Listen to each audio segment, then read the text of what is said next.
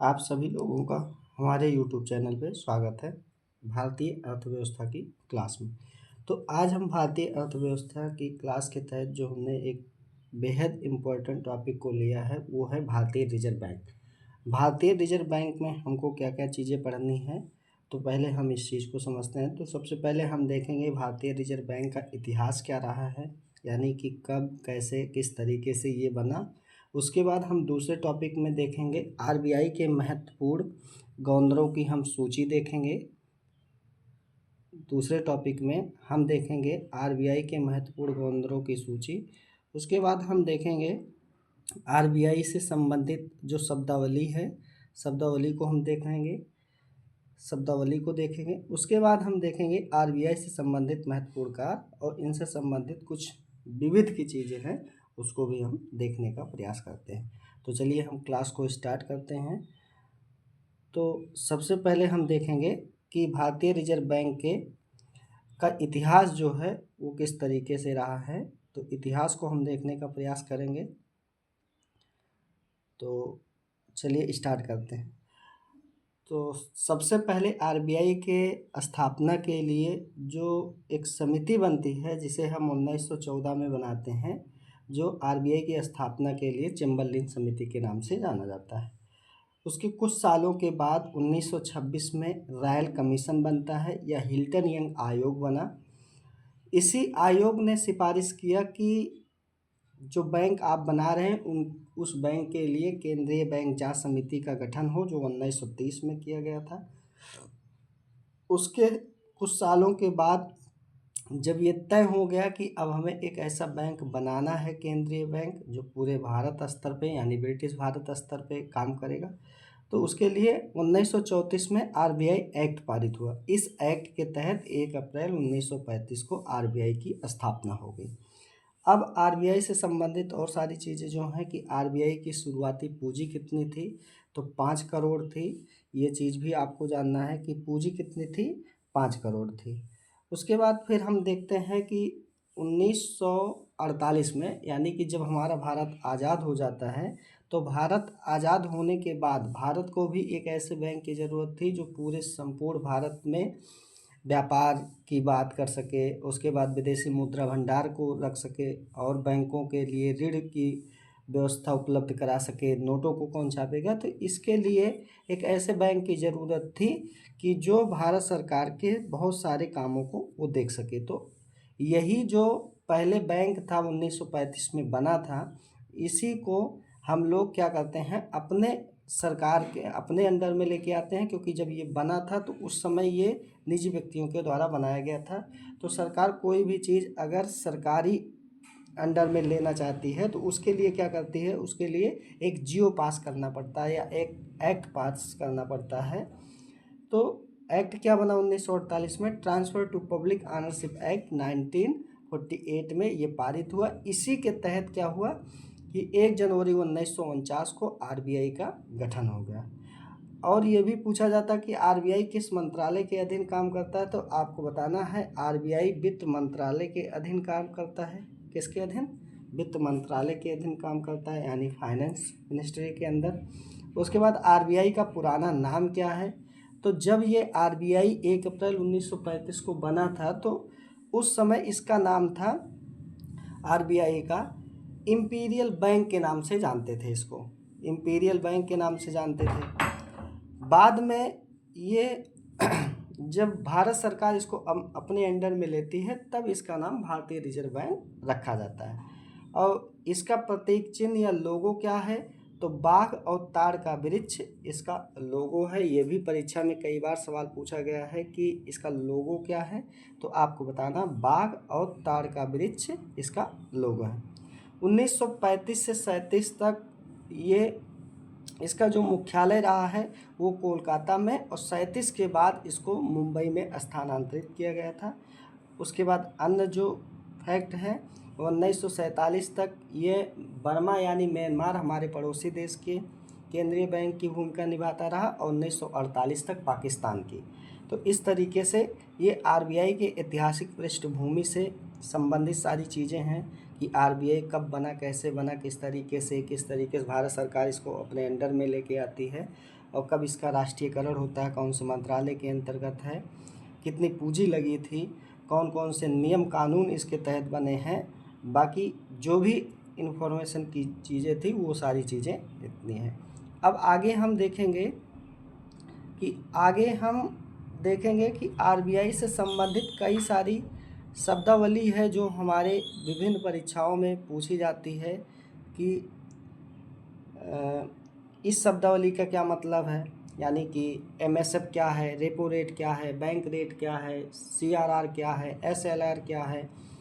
तो इस तरीके से कई सारी शब्दावली पूछी जाती हैं। ट्रिपल आर क्या है, तो वो सारी शब्दावली को हम समझने का प्रयास करेंगे। उनसे संबंधित जो हमारे परीक्षा में सवाल भी बनते हैं तो वो भी हम देखते हैं।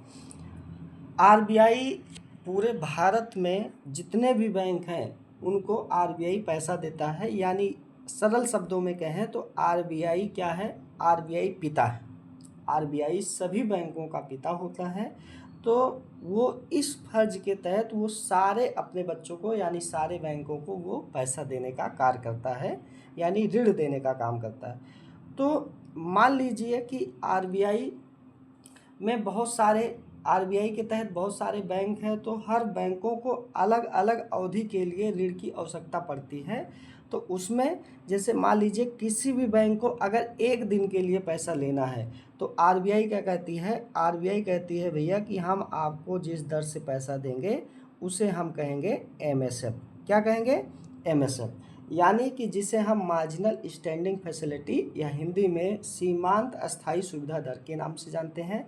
इसमें जो आरबीआई बैंकों को पैसा देती है वह एक दिन या रात्रिकालीन उधारी के नाम से इसको जाना जाता है। अल्पकालिक अवधि का, जैसे कि आप देख रहे हैं एक दिन के लिए है तो इसलिए अल्पकालिक अवधि का ऋण है। सुविधा केवल वाणिज्यिक बैंक ही पा सकते हैं। अब जब आपको बैंकिंग व्यवस्था बताएंगे तो बैंकिंग व्यवस्था में हम जो बैंकों का वर्गीकरण किया गया है बैंकिंग रेगुलेशन एक्ट 1949 के तहत, तो उसमें बैंकों की कई सारी कैटेगरियां बताई गई हैं कि अनुसूचित बैंक, गैर अनुसूचित बैंक, विकास बैंक। तो जो अनुसूचित बैंक है पुनः उनकी दो श्रेणियां बनाई गई, एक वाणिज्यिक बैंक की श्रेणी बनाई गई है और एक गैर वाणिज्यिक बैंक की श्रेणी बनाई गई। तो वाणिज्यिक बैंक की श्रेणी में आपके सार्वजनिक क्षेत्र के बैंक आते हैं, भुगतान बैंक आते हैं, विदेशी बैंक आते हैं, निजी बैंक आते हैं, सूक्ष्म वित्त बैंक आते हैं। वो सारी चीज़ें हम बाद में पढ़ेंगे। तो यानी कि केवल वाणिज्यिक बैंक ही इसका लाभ उठा सकते हैं, ये भी आपको जानना है। न्यूनतम उधारी 1 करोड़ की है यहाँ पर, ये चीज़ आपको जानना है कि कम से कम एमएसएफ के दर से 1 करोड़ रुपए आरबीआई से कोई भी बैंक प्राप्त कर सकता, कोई भी मतलब वाणिज्यिक बैंकों की श्रेणी में आने वाला। इस एमएसएफ को पेनाल्टी दर के नाम से जानते हैं, ये भी सवाल पूछा जा चुका है। और हमेशा एमएसएफ की जो दरें रहती हैं वो हमेशा आरआर से ज़्यादा होती हैं, ये चीज़ भी जानना, क्योंकि ये बहुत रिस्की लोन रहता है, इसमें लाभ की संभावना कम रहती है। उसके बाद इस तमाम कारणों के चलते एमएसएफ की दर हमेशा ज़्यादा रखी जाती है किसकी अपेक्षा, रेपो रेट से। अब आइए हम देखते हैं रेपो रेट क्या है, कि रेपो रेट क्या है। तो रेपो रेट के तहत आरबीआई अपने अन्य बैंकों को जब उन्हें एक दिन से अधिक और 91 दिन से कम अवधि के लिए अगर उनको ऋण की आवश्यकता पड़ती है तो जिस दर से वो पैसा देते हैं उसे हम कहते हैं रेपो रेट के नाम से जानते हैं। ये भी एक अल्पकालिक अवधि का ऋण है। उसके बाद न्यूनतम उधारी यहाँ पर 10 करोड़ रुपए की होती है। उसके बाद इससे ज़्यादा भी पैसा ले सकते हैं, लेकिन ये 5 के गुणज में पैसा ले सकते हैं। यानी कि क्या है 5 का गुणज, ये भी हम समझते हैं। तो जैसे मान लीजिए कि न्यूनतम उधारी जो है, ये बता दिया कि न्यूनतम उधारी जो है वो है 10 करोड़ रुपए। कितना है, 10 करोड़ रुपए है। लेकिन अब उससे ज़्यादा अगर किसी बैंक को पैसा लेना है तो ये हमेशा 5 के गुणज में बढ़ेगा, 5 के गुणज में आपको पैसा यहाँ पर बढ़ेगा। जैसे 10 करोड़ है तो अगला जो अमाउंट अगर मान लीजिए 10 करोड़ से ज़्यादा लेना है तो 11 करोड़ नहीं मिलेगा, वो सीधे आपको 15 करोड़ मिलेगा। उसके बाद उससे ज़्यादा लेना है तो सीधे आपको 20 करोड़ मिलेगा। उससे ज़्यादा लेना है तो आपको सीधे 25 करोड़ मिलेगा, यानी 5 के गुणज में बढ़ता जाता है। ये चीज़ आपको जानना है। तो यही कह रहा है कि जब न्यूनतम उधारी 10 करोड़ है लेकिन उससे ज़्यादा भी ले सकते हैं तो वो 5 के गुणज में बढ़ता रहेगा। आगे जो है कि आरबीआई अन्य बैंकों को जो पैसा देता है, आरबीआई और जो तीसरे दर से अन्य बैंकों को पैसा दे सकता है उसे हम कहते हैं बैंक रेट। क्या कहते हैं? उसे हम कहते हैं बैंक रेट। बैंक रेट क्या है? एक दिन से अधिक और 364 दिन से कम अवधि के लिए अगर पैसा किसी को लेना है किसी बैंक को, तो वो किस दर से पैसा लेता है बेटा?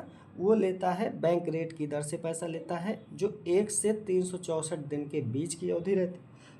और इन दोनों दर की अपेक्षा ये दर जो क्या है, ये है दीर्घकालिक। ये भी परीक्षा में कई बार सवाल पूछा गया कि आरबीआई के द्वारा जो ऋण दिए जाते हैं उन ऋणों की कैटेगरी में कौन सा एक ऐसा ऋण है जो दीर्घकालिक अवधि का है, तो आपको टिक करना है बैंक रेट।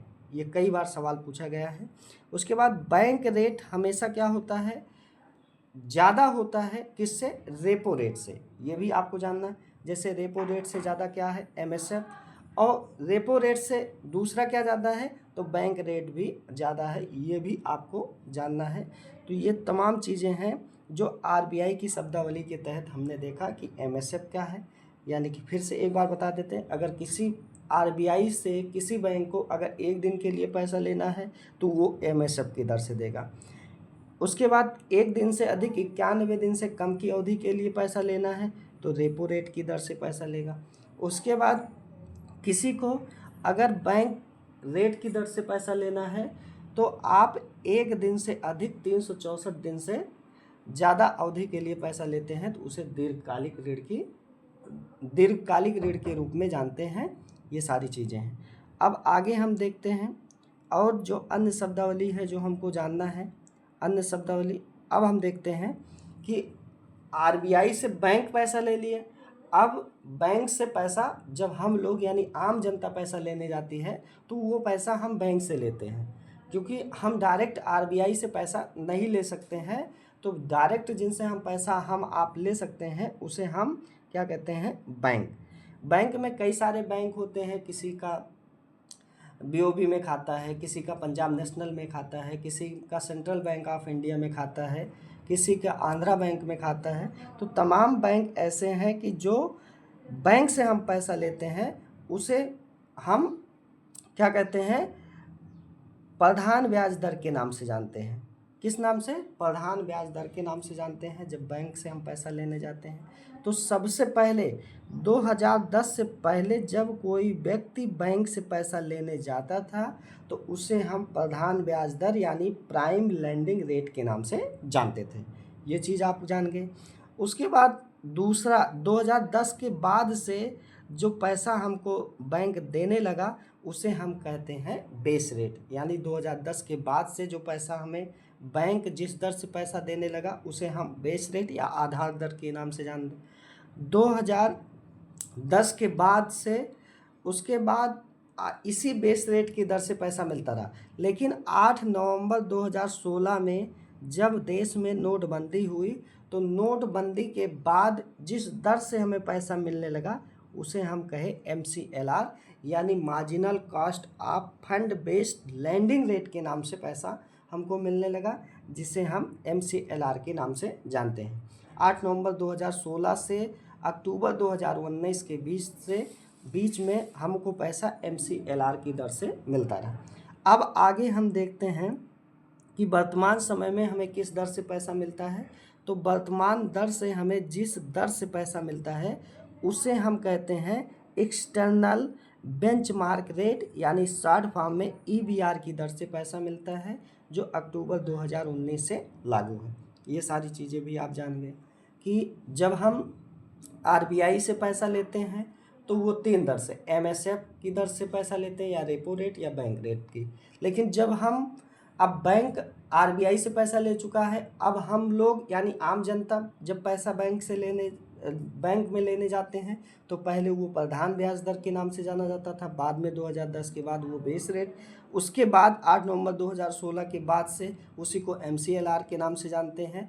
उसके बाद वर्तमान समय में जिस दर से पैसा मिलता है उसे हम EBR यानी एक्सटर्नल बेंचमार्क रेट की दर से हम जानते हैं। तो ये तमाम चीज़ें हैं जो आपको जानना है। आगे हम देखते हैं और कौन सी शब्दावली को हमें सीखना है। अब हम देखते हैं कि CRR क्या है, SLR क्या होता है। तो जैसे मान लीजिए कि कोई व्यक्ति अगर बैंक में अपना पैसा लेके, क्योंकि बैंक दो काम करता है, या तो बैंक आपका पैसा जमा करता है या तो आप बैंक से पैसा निकालने जाते हैं। तो मान लीजिए आपकी सुरक्षा दृष्टि के तहत अगर कोई व्यक्ति बैंक में पैसा लेके गया जमा करने के लिए, तो RBI ने उससे कह रखा है कि लोगों के पैसा को सुरक्षित रखने के लिए आपको उनका दिया गया पैसा, सारा पैसा आप किसी व्यक्ति को दे नहीं सकते हैं। ये सुरक्षा दृष्टि के लिए आप उस पैसे को दो हिस्सों में बांट के अपने पास सुरक्षित रखेंगे। एक हिस्सा आप अपने पास रखेंगे, एक हिस्सा आप मेरे पास रखेंगे। तो वो दो हिस्सा जो ये 100 रुपये लेके जाता है बैंक में, कोई व्यक्ति जमा करता है, तो ये हम एग्जाम्पल के तौर पे बता रहे हैं। तो पहला जो हिस्सा है वो है नगद कोष अनुपात, जिसे शॉर्ट फॉर्म में CRR यानी कैश रिजर्व रेशियो के नाम से जानते हैं। उसके बाद जो RBI के पास जमा होता है, वर्तमान में हमने समझने के लिए जैसे इसका जो गणना की 4%, तो ये बढ़ाया भी जा सकता है, घटाया भी जा सकता है। तो CRR को RBI अपने पास रखती है, जबकि दूसरा जो आपकी सुरक्षा दृष्टि के लिए पैसा रखा जाता है उसे हम सांविधिक तरलता अनुपात या SLR के नाम से जानते हैं, स्टैट्यूटरी लिक्विडिटी रेशियो के नाम से। तो वर्तमान में मान लीजिए जैसे ये 20% है, तो लोगों का पैसा 20% बैंक अपने पास स्वयं रखती है। कौन कौन से रूपों में? सोने के रूप में रख सकती, नगद के रूप में रख सकती, प्रतिभूति के रूप में रखना पड़ता है स्वयं अपने पास। अगर ये नहीं रखता है तो मान लीजिए RBI के द्वारा किसी बैंक में छापा मारा जाता है या जांच पड़ताल की जाती है, तो वो देखता है अगर SLR का जो भी बैंक में धनराशि है, अगर वो SLR के रूप में नहीं रखा है तो वो बैंक का लाइसेंस क्या कर सकती है? रद्द कर सकती है। बैंक का जो लाइसेंस होगी उसको वो रद्द कर सकती है। तो ये है, हम समझ गए कि CRR क्या है, SLR। और आसान भाषा में समझते हैं, जब आप किसी बैंक में पैसा लेके जाते हैं तो वो पैसे को RBI के गाइडलाइंस के अनुसार उस पैसे को दो हिस्सों में तोड़ के रखना होता है कि कहीं ऐसा ना हो कि आप 100 रुपये पाए और 100 के 100 बांट दिए, किसी दूसरे व्यक्ति को लोन दे दिए। अब वो व्यक्ति आया कि हमारा पैसा दे दीजिए, हमको ज़रूरत है, तो आप पैसा नहीं दे पाएंगे, तो उस व्यक्ति का आपके संस्था के प्रति क्या हो जाएगा? अविश्वास पैदा हो जाएगा। इस अविश्वास से बचने के लिए और जनता की सुरक्षा व्यवस्था के लिए, जिससे हमारा आपका विश्वास बना रहे, तो RBI ने कहा कि आप उन पैसे को दो हिस्सों में बांट के रखेंगे। एक है नगद कोष अनुपात जो RBI अपने पास रखती है, एक सांविधिक तरलता अनुपात जो भी RBI के द्वारा तय परसेंटेज रहेगा उसको अपने मानकों में अपने पास रखना होता है, जो स्वयं बैंक अपने पास रखता है। ये भी चीज़ हम समझ गए। अब आगे हम देखते हैं, आगे हमको और कौन सी शब्दावली पढ़ना। अब हम देखते हैं कि RBI के महत्वपूर्ण शब्दावली में हम देखेंगे अस्थाई जमा सुविधा दर क्या है। तो विमुद्रीकरण के बाद, जैसे विमुद्रीकरण का मतलब क्या है? नोटबंदी। सीधे सीधे यही सवाल पूछ लिया, विमुद्रीकरण का संबंध किससे है? तो देश में नोटों की बंदी जो बंद हुए थे उसी से संबंधित रखता है विमुद्रीकरण। तो विमुद्रीकरण के बाद ये सुविधा भारत में लागू करने की बात आई। इसके तहत क्या होता है? जब बैंक यानी RBI RR से भी कम दर पर पैसा वापस ले तो उसे SDF के नाम से जानते हैं, यानी स्टैंडिंग डिपॉजिट फैसिलिटी या स्थायी जमा सुविधा की दर के नाम से पैसा जानते हैं उसे। हमेशा SDF जो होता है वो RR से कम होता है। अब आइए इसको भी हम समझते हैं। एक तरफ SDF यानी स्टैंडिंग डिपॉजिट फैसिलिटी की बात की जा रही है। ये सुविधा कब आई? नोटबंदी के बाद आई। कब आई?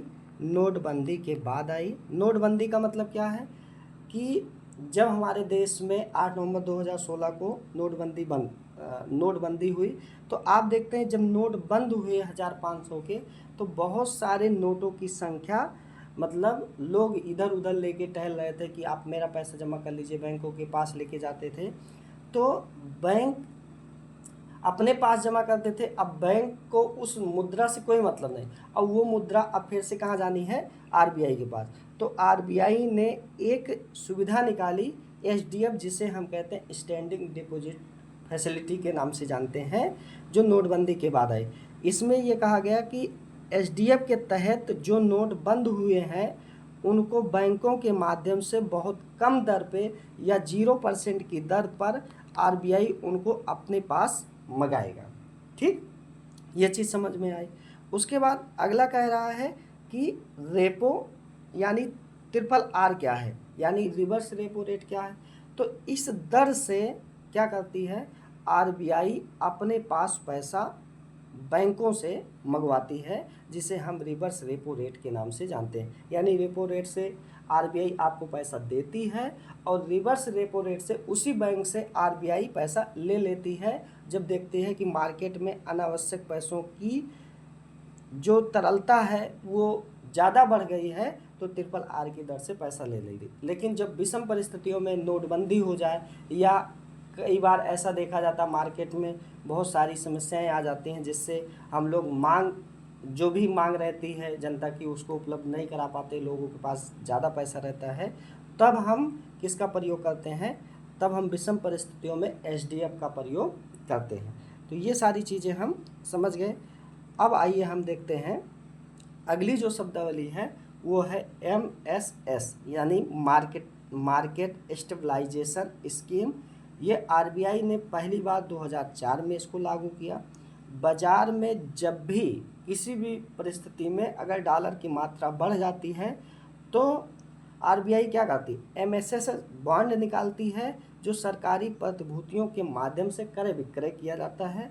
सरकारी प्रतिभूतियाँ जो होती है ये MSS बॉन्ड के तरीके होती हैं। उसके बाद जब इसको सरकार बनाती है, तो जो डॉलर जिनके पास ज़्यादा रहता है ये बॉन्ड खरीदते हैं, और डॉलर सीधे किसके पास चला जाता है, MSS बॉन्ड उस व्यक्ति के पास चला आएगा जिसके पास डॉलर है, और डॉलर जो है वो चला जाएगा किसके पास, वो आरबीआई के पास चला जाएगा। इस तरीके से हम बाज़ार में डॉलर की मात्रा जब ज़्यादा बढ़ जाती है, तो उसी को हम कंट्रोल करने के लिए क्या करते हैं, MSS यानी मार्केट स्टेबलाइजेशन स्कीम की क्या करते हैं, इसका प्रयोग करते हैं। और उसके बाद ये दूसरी बार कब लागू हुआ, दूसरी बार ये नोटबंदी के समय भी लागू हुआ, जब मार्केट में नोट ज़्यादा हो गए थे, तब भी ये स्कीम की हमें क्या पड़ी थी, ज़रूरत पड़ी थी। तो ये चीज़ आपको जानना है।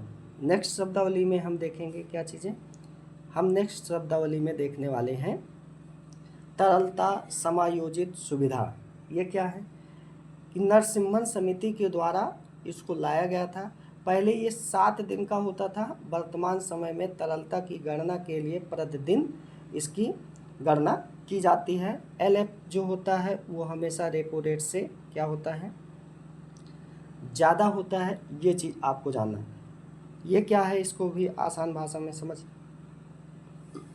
समझने का प्रयास करते हैं कि LAF क्या है। LAF क्या है, LAF जो है वो क्या करता है, मार्केट में प्रतिदिन की तरलता को क्या करता है, देखता रहता है। तरलता समायोजित सुविधा इसीलिए इसका नाम दिया गया है कि मार्केट में बहुत ज़्यादा पैसा ना बढ़ने पाए। इसके लिए आरबीआई ने अपने एक हथियार के रूप में LAF को भी क्या रखा है, बना रखा है। LAF क्या करता है कि अगर मार्केट में मान लीजिए कि किसी व्यक्ति के पास 100 रुपये हैं, लेकिन उसको जिस सामान की ज़रूरत है वो सामान मार्केट में नहीं है, तो आप क्या करेगा, ये 100 रुपये इसके पास है, ये सामान नहीं ले पा रहा है, तो इसको क्या होगा, इसका भारत सरकार के प्रति क्या होगा, अविश्वास पैदा होगा। तो भारत सरकार क्या करती है कि अगर देखती है कि लोगों के पास पैसा है फिर भी वो सामान नहीं खरीद पा रहे हैं, तो वो क्या कहते हैं, वो LF की दर से कहते हैं कि ये पैसा जो आपके पास अतिरिक्त है इसे आप मेरे पास जमा करवा दीजिए। किस सुविधा की दर के नाम से? LF यानी लिक्विडिटी एडजस्टमेंट फैसिलिटी के दर से जब आप पैसा जमा करते हैं। कहाँ पर? बैंक में। तो बैंक आपको क्या करती है? बैंक आपको क्या करती है? आपको उस पैसे का लाभ देती है। यानी कि अगर इस समय LF मान लीजिए 2% चल रहा है, तो जिस अवधि के लिए आप पैसा जमा करेंगे, बाद में वो पैसा आपको बढ़ के यानी 102 रुपये आपके पास आ जाएगा।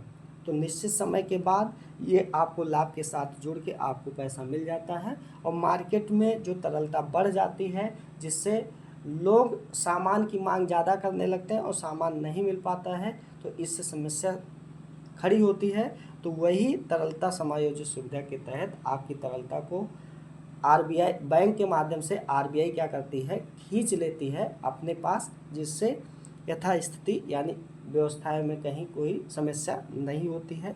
तो इस तरीके से हमने देखा कि ये सारी चीज़ें हैं जो आज आप सीखें। कि सबसे पहले हमने देखा कि RBI के ऐतिहासिक पृष्ठभूमि को देखा कि RBI के ऐतिहासिक पृष्ठभूमि में हमने देखा कि किस तरीके से 1914 में चैम्बरलिन समिति, 26 में रॉयल कमीशन, उसके बाद 1930 में केंद्रीय बैंक जांच समिति, RBI एक्ट बना, 1 अप्रैल 1935 को RBI की स्थापना हो गई। ये सारी चीज़ें हमने देखा। कौन कौन सारी चीज़ें फैक्चुअल चीज़ें हैं जो आपके एग्ज़ाम के लिए ज़रूरी हैं। उसके बाद हमने शब्दावली देखा, MSF क्या है, रेपो रेट क्या है, बैंक रेट क्या है, ये सारी चीज़ें देखें। उसके बाद हमने देखा कि बैंक किस दर से आपको पैसा दे सकता है, ये भी हमने देख लिया कि पहले PLR, फिर बेस रेट, फिर MCLR, फिर EBR की दर से पैसा। फिर अगर कोई व्यक्ति बैंक में पैसा जमा करने जाता है तो RBI के गाइडलाइंस के अनुसार उसको 2 हिस्सों में पैसा रखना पड़ता है। एक CRR जो RBI अपने पास रखता है, ये भी जानना है कि RBI इस पर ब्याज नहीं देती है। दूसरा जो आपको सुरक्षा की दृष्टि से रखना पड़ता है SLR, ये सारी चीज़ें हैं। उसके बाद अस्थाई जमा सुविधा, ये विमुद्रीकरण यानी नोटबंदी के बाद आया, जब RBI बैंक जो है वो RRR यानी रिवर्स रेपो रेट से क्या करती है? बैंकों से पैसा वापस लेती है, उस दर से भी कम दर पर। जब RBI किसी विषम परिस्थिति में नोटबंदी के समय जब आपसे पैसा वापस लेती है, उसी को अस्थाई जमा सुविधा की दर के नाम से हम जानते हैं। ये चीज़ जान गए। उसके बाद हम MSS जाने कि RBI ने पहली बार इसको 2004 में लागू किया, जब मार्केट में डॉलर की मात्रा बढ़ गई तो सरकारी प्रतिभूतियाँ छाप के उस डॉलर को कम करने का प्रयास करती है, और दूसरी बार इसको नोटबंदी के समय लागू किया गया। तरलता समायोजित सुविधा नरसिम्हन समिति के द्वारा। पहले ये क्या करता था कि पहले 7 दिनों के माध्यम से ये मार्केट में देखता था कि तरलता की कहीं बढ़ तो नहीं रही है। तो अगर तरलता बढ़ जाती थी तो उसी तरलता को ये सोखने के लिए क्या करता था कि तमाम टूल्स के जो प्रयोग किए जाते थे, उनमें से एक टूल्स का प्रयोग है LF के तहत क्या करता है कि मार्केट में जो तरलता अनावश्यक बढ़ जाती है, उसको बैंक के माध्यम से RBI अपने पास मंगवा लेता है, जिससे मार्केट में तरलता की स्थिति जो होती है वो मेंटेन बनी रहती है, जिससे हमारे देश में कहीं भी बहुत ज़्यादा महंगाई बढ़ने की दिक्कत नहीं होती है। तो उम्मीद है कि आपको ये हमारा लेक्चर पसंद आ रहा होगा। आप कमेंट करके बताइए कि जो भी है, जो चीज़ें आपको नहीं समझ में आ रही, आप कमेंट बॉक्स में उस शब्दावली को लिख दीजिए। स्पेशल उसकी एक अलग वीडियो बहुत बेहतरीन तरीके से बना के आपको समझा देंगे, ये हमारा आपसे वादा है। तो आज का लेक्चर यहीं पे समाप्त होता है। अब नेक्स्ट लेक्चर में हम देखेंगे RBI के महत्वपूर्ण गवर्नरों की सूची देखेंगे, RBI के कार्य देखेंगे, और जो महत्वपूर्ण कुछ चीज़ें जो बची हैं उनको भी हम देखने का प्रयास कर देंगे। तो लेकिन इसका प्रॉपर आप लोग नोट्स बनाते रहिए, ताकि आपको एक व्यवस्थित नोट्स भी मिल सके। तो मिलते हैं अपने नेक्स्ट क्लास में, तब तक के लिए आप सभी को यह वीडियो देखने के लिए बहुत बहुत धन्यवाद।